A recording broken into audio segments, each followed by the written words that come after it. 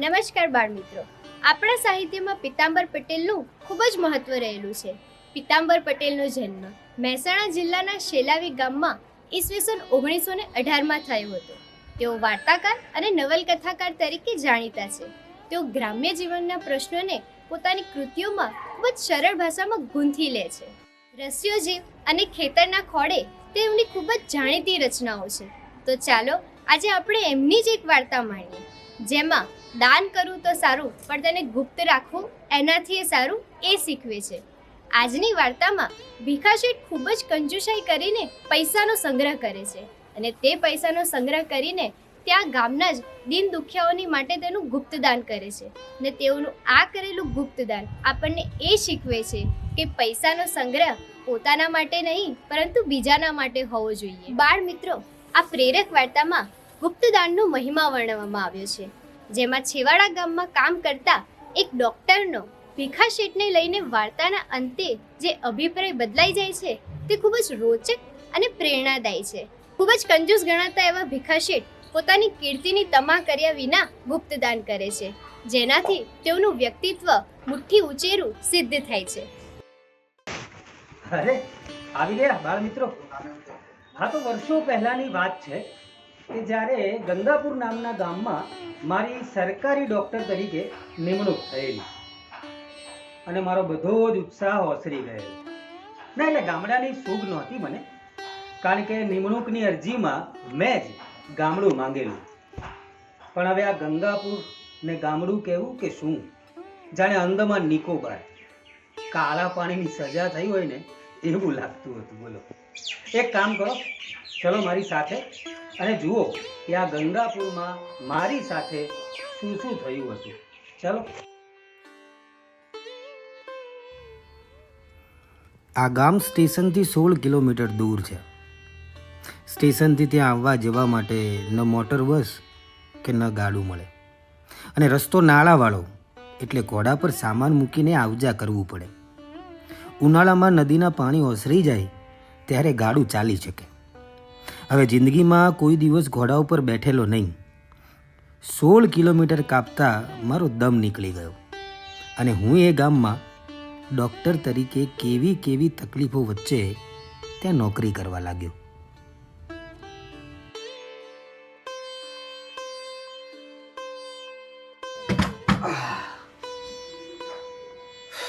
હે ભગવાન, આ કયા ગામડામાં આવી ગયો છું? હવે જ્યાં વાહન વ્યવહાર નથી ત્યાં ટપાલ પણ આવતી હશે કે નહીં, શી ખબર.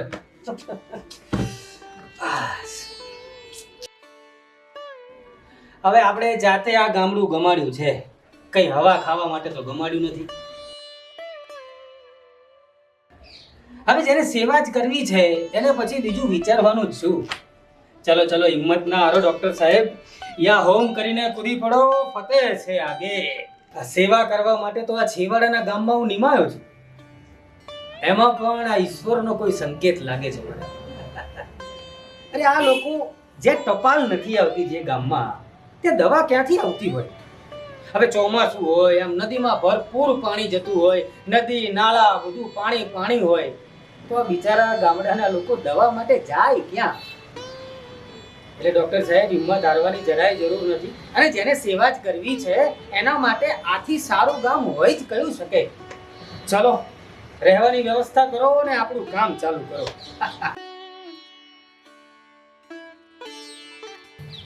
કાકા, ભીખા શેઠનું ઘર આ.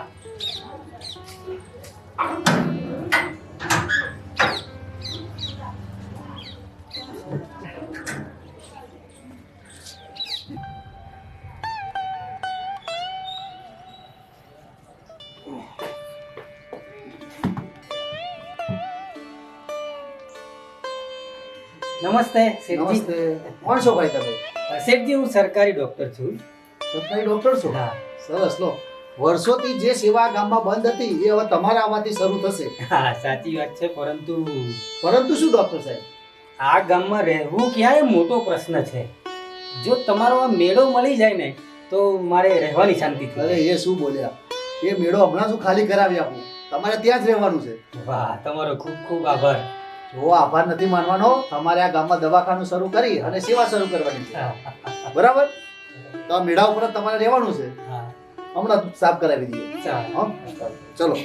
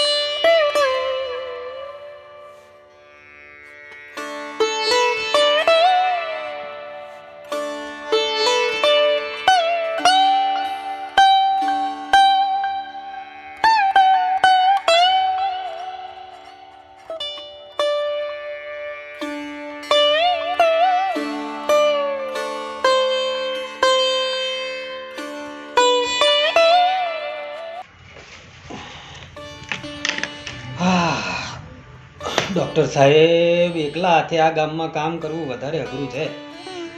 કમ્પાઉન્ડર તો એકાદો જોઈશે.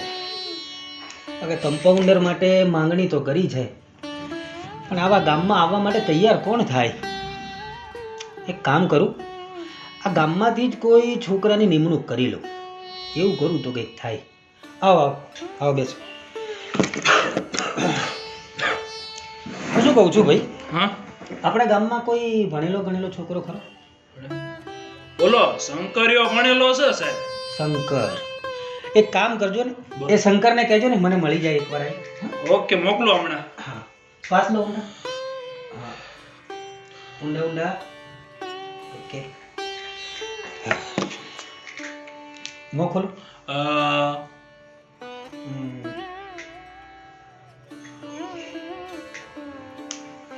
કેટલા દિવસથી છે શરદી ખાંસી? 3 દિવસ થયા. 3 દિવસ થયા. એક કામ કરો, સવાર સાંજે કેક લઈ લેજો. 2 દિવસ લઈ જુઓ, ફેર ના પડે તો પછી મળજો. અને શંકરને મોકલો. હા, હા, હમણાં મોકલો. આવજો. હા શંકર, જલ્દી આય ભાઈ.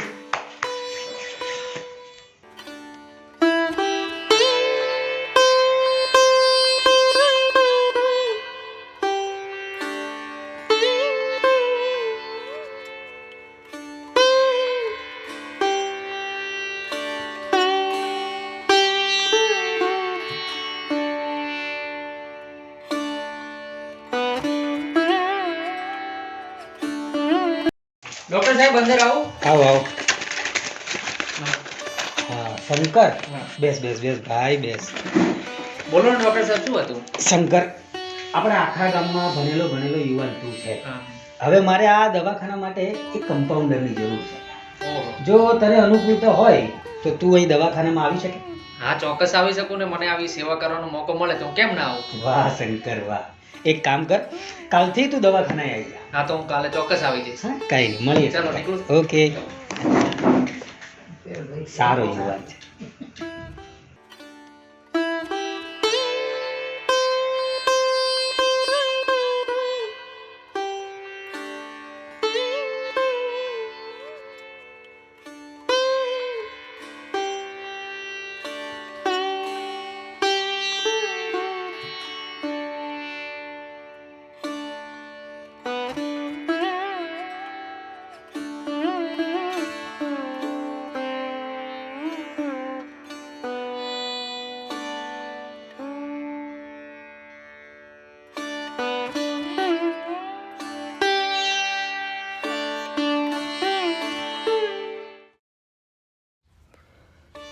દવાખાનામાં ઘણો બધો ઘસારો રહે છે, પણ એકલા પહોંચી વળાતું નથી અને દવા પણ પહોંચી શકતી નથી. કંઈક કરવાનું ઉમંગ છે, પણ આ કામનો થાક નથી લાગતો, કારણ કે આવા અંતરિયાળ ગામના લોકોને સેવા કરવામાં અંદરથી આનંદ મળે છે. પણ જો આ દવા લાવવા માટે કોઈનો સહકાર મળી જાય તો સારું. ગામમાં જોવા જાવ તો ભીખા શેઠ એક જ પૈસાદાર હોય એવું લાગે છે, પણ એમનું વર્તન જોતા તો ખૂબ જ કંજુસાઈવાળા લાગે છે. પાઈનો હિસાબ રાખે છે, પગે ચાલીને સ્ટેશન જાય છે. ઉનાળાના દિવસોમાં ગાડા ચાલતા હોય તે ખરા તડકામાં તેઓ ચાલી નાખે છે. સામાન હોય તો મજૂર કરી લે છે, પણ ગાડામાં બેસતા નથી. ખૂબ કરકસરિયા શેઠ છે. ગામમાં કદાચ એક જ પૈસાદાર છે, પણ એમના શરીરે ક્યારેય સારું લુગડું મેં જોયું નથી. થીગડાવાળું ધોતિયું હોય, એક સાવ ગંદો જબ્બો, જોડા પણ જૂના જ ખેંચીચા રાખે છે. આવા કંજૂસના ઘરમાં ક્યાંથી રહેવા આવ્યો? એમના ઘરમાં ખાનાર 3 જણા હતા, શેઠ શેઠાણી અને નાનો દીકરો. આ એમને પણ સુખેથી ખાવા દેતા હશે કે કેમ એ શંકા હતી. જે પૈસાને જ પરમેશ્વર ગણે છે એને બીજું શું દેખાય? એમના બાપને ખોટના દીકરા હતા એટલે ભીખો નામ પાડ્યું. એમને પણ નાથો ખોટનો જ દીકરો હતો. પાછળથી ઘણું ભર્યું છે, પણ શેઠનો હાથ બંધાઈ ગયો હતો. આજુબાજુના ગામમાંથી શેઠ વિશે ઘણું બધું સાંભળવા મળ્યું હતું. એમનું નામ પંકાયેલું હતું. લોકો પણ શેઠને માન આપતા હતા. આ જોઈને મને મનમાં ખેદ પણ થતો, કેમ કે લોકો પૈસાને જ નમન કરે છે ને, ત્યાં જ સીધા રહે છે, તેમના સેવક થઈ જાય છે. મારે ભીખા શેઠ માટે રોષ કરવાનું કોઈ કારણ નહોતું, કારણ કે ભીખા શેઠે મારું કંઈ બગાડ્યું પણ ન હતું. ઉલટાનું એ તો મને ડૉક્ટર સાહેબ કહીને મને માનથી બોલાવતા હતા, અને એમણે મને રહેવા માટે મેળો પણ ખાલી કરી આપ્યો. છતાં મને શેઠ માટે અંદરથી નફરત થતી હતી. ભીખા શેઠ પોતે આટલું કષ્ટ વેઠે છે, એ બીજાને શું મદદ કરવાના? એટલે તો હું એમની આગળ કદી વાત મૂકતો નહીં. બાકી મને ઘણીવાર થતું કે ગામ લોકો થોડી મદદ કરે તો વધુ દવાઓ લાવી શકાય, ગામના બીજા કામ પણ કરી શકાય. પણ ગામનો શેઠ ગણો, આગેવાન ગણો, જે ગણો તે બધું જ આ ભીખા શેઠ હતા.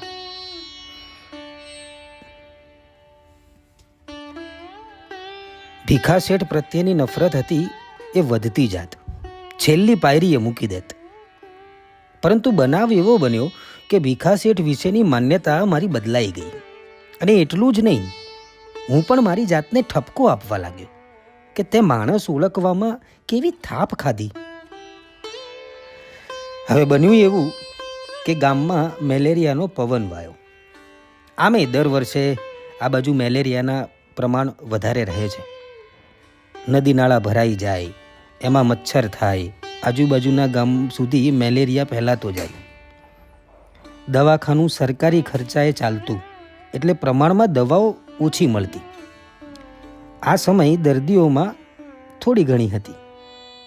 મેં ગામના આગેવાનો આગળ વાત મૂકી કે ગામ લોકો મદદ કરે તો બધાને છૂટથી દવાઓ આપી શકાય, ઇન્જેક્શન પણ મંગાવી શકાય અને આજુબાજુના ગામમાં પણ રાહત આપી શકાય.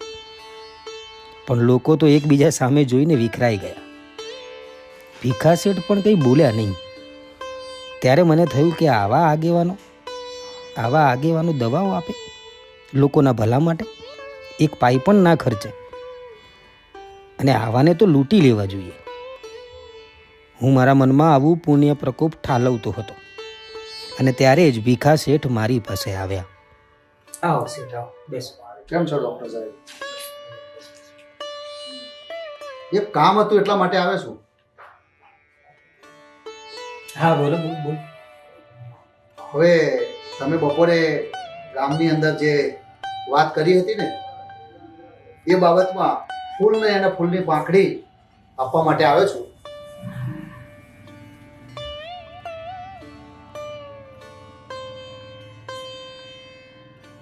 પણ એક મારી શરત છે. આ જે મેં આપ્યા પૈસા એની વાત તમે કોઈને કરતા નહીં. શા માટે? આ સાંભળીને બીજા પણ આપવા માટે ખેંચાય ને. ના, તમારે કોઈને આ વાત કરવાની નથી. ના, મને પસંદ નથી. પણ જો ગામના લોકો પણ ઉઘરાણું કરતા હશે અને પૈસા ઉઘરાવતા છે તો હું પણ એમાં દાન કરીશ. શેઠજી, તમે આટલું બધું દાન કરો છો અને લોકોને કહેવાની ના પાડો છો. ખરેખર મને આ પસંદ નથી. જોવા જવું ને તો તમને થતું હશે કે આ શેઠ સાવ કંજૂસ છે, બહુ કરકસર વાળું જીવન જીવે છે. પણ ખરેખર વાત કરું ને તો ગામની અંદર આજુબાજુમાં જોવા જઈએ ને તો લોકોને પહેરવાનું કપડું ના મળતું હોય તો હું સારા કપડાં કઈ રીતે પહેરી શકું? અરે લોકોને એક ટન જમવાનું પણ ના મળતું હોય તો હું સારું સારું બનાવી અને કઈ રીતે જમી શકું? તમે જ કહો ડૉક્ટર સાહેબ, લોકોની જો દશા આવી ખરાબ હોય, આવી હાલત ખરાબ હોય, લોકો મુશ્કેલીઓમાં જીવતા હોય તો હું કઈ રીતે સારું જીવન જીવી શકું? એટલે તમે એક કામ કરો, આ જે મેં પૈસા આપ્યા છે એમાંથી દવા લાવો અને જેનો ઈલાજ કરવાનો એ કરો. મારાથી જેટલી બની એટલી મેં ફૂલની પાંખડી તમને મદદ કરી છે અને હજુય જરૂર હોય તો હું તમને મદદ કરીશ. આ જે કંઈ ખર્ચા છે અને જે ખર્ચા હું નથી કરતો અને એના જે પૈસા બચે છે ને એ પૈસા હું આવા ગરીબ ગુરબાઓને મદદ કરવામાં વાપરું છું.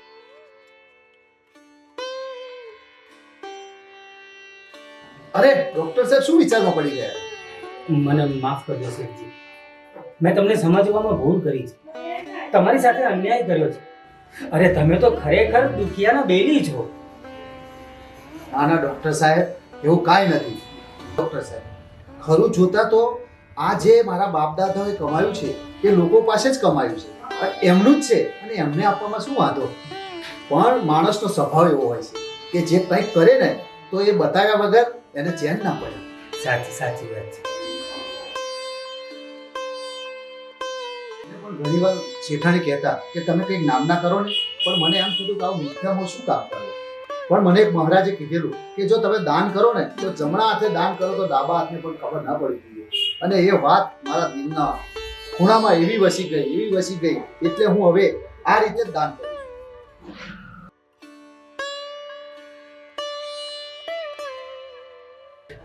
તમારા કપડાં થાગર થીગર વાળા છે, પરંતુ તમે છો દાનવી અને તમે ખૂબ મોટા વિચારક પણ છો.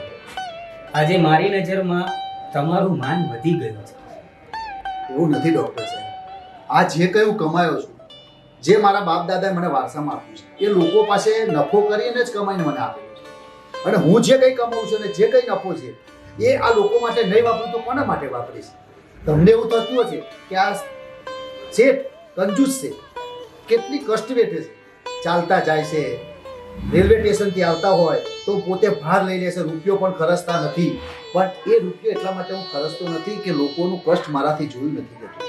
આ લોકો જો કષ્ટી વેઠતા હોય અને એમાં હું એક રૂપિયો બચાવતો હોય અને હું ચાલીને આવતો હોય તો એમાં મારું શું ઘસાઈ જવાનું? એટલે ખરેખર આજે મારો વારસામાં મને જે કંઈ મળ્યું છે અને જે રૂપિયા અને જે નફો મળ્યો છે એ લોકો માટે વાપરવા માટે જ આજે હું આ કામ કરી રહ્યો છું. એમાં કંઈ હું મોટી વાત નથી કરી રહ્યો ડૉક્ટર સાહેબ. આ જે છે ને એ મારે લોકો માટે જ વાપરવાનું છે. વાહ શેઠ, તમે ખરેખર ધન્ય છો. હું અત્યાર સુધી તમને તિરસ્કારની નજરથી જોતો હતો, પરંતુ આજે તમને પગે પડવાનું મન થાય છે. અરે પોતાની કીર્તિ કરવા માટે પોટલા બંધાવે એવા તો મેં જોયા છે, ઘણા જોયા છે, સાંભળ્યા પણ છે. પરંતુ પોતાની જાતને આમ કષ્ટ વેઠી અને પોતાનું નામ બહાર ના આવે ને એવી રીતે દાન કરતા આ પહેલી વાર માણસ કોઈ જોયો. અને મેં તો ક્યારેય સાંભળ્યું પણ નથી. શેઠ, તમે ખૂબ જ દાનેશ્વરી છો. આજે તમારા પગે પડવાનું મન થાય. અરે નહીં ડૉક્ટર સાહેબ, આ તો તમારી મહાનતા છે. ખરેખર માણસના ઉપયોગમાં નહીં આવે તો કોણ આવશે? આજે તમે આવા અંતરિયાળ ગામની અંદર દવાખાનું ચલાવ્યું, લોકોની સેવા કરી, આ મેલેરિયા જેવા મહારોગમાં તમે ગામમાં સેવા કરી અને લોકોના માટે આટલું બધું કર્યું અને હું આટલું ના કરું તો મારો અવતારને શું કરવાનો? એટલે લોકોનું છે ને આપણે લોકોને આપવાનું છે. એટલે આવો લોક સેવાનો કાર્યક્રમ હોય અને લોક સેવા માટે આપણે જો નહીં જીવન જીવીએ તો આપણું જીવન શા કામનું? જોયું ને બાળ મિત્રો, ગુપ્તદાન કરનારા ભીખા શેઠની વાર્તા. તો ચાલો આજે હું તમને થોડા વૈચારિક પ્રશ્ન પૂછીશ, તો તૈયાર છો ને? જો ડૉક્ટરે ગામ છોડી દીધું હોત તો?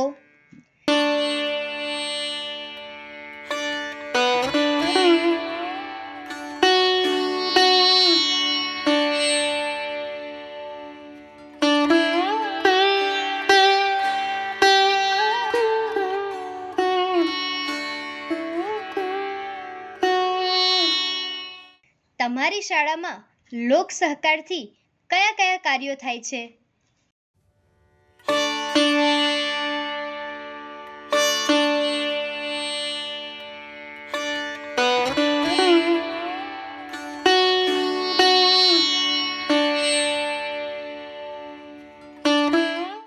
તમને કોઈએ ક્યારે મદદ કરી છે અને ક્યારે?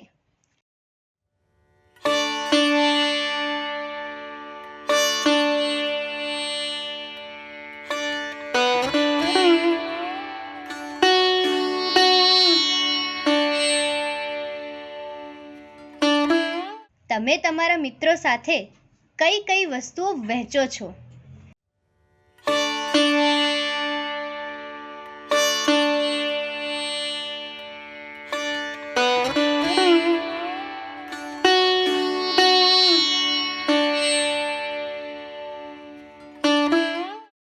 તમારા ગામમાં સૌના સહકારથી કયા કયા કામો થયા છે?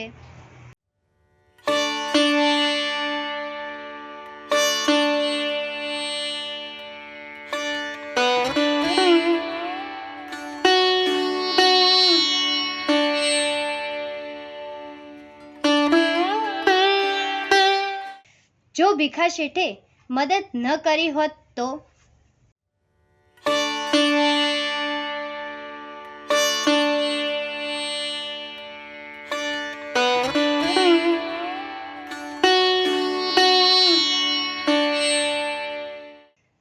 તમે ક્યાંય ગયા હોવ અને તમને ત્યાં ન ગમ્યું હોય એવું બન્યું છે અને શા માટે?